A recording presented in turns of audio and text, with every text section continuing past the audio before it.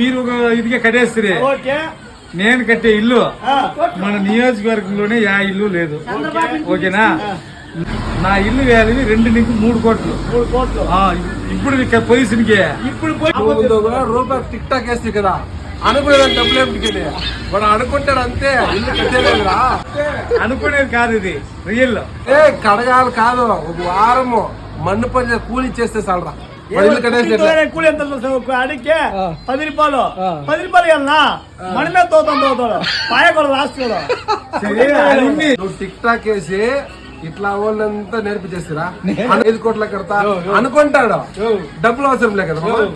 పంగా పట్టలేదు ఆడేమన్నా కుట్టుడిచి నేను మాట కూర్చొని పెట్టండా ఇప్పుడు తిండి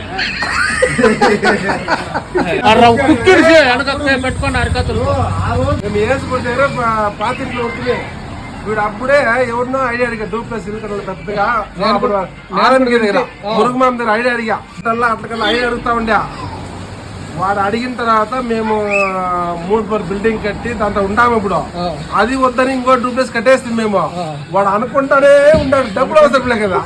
ఆ ఇన్ని 50 లక్షలు పెట్టుబడి పెట్టి నేను కడపల్లో 1,25,00,000 రూపాయలు భూమి తీస్తుంది. 5 కోట్ల పెదాడు కదా. ఇప్పుడు దానికి 10 కోట్లు వేలేసిన. ఇప్పుడు 10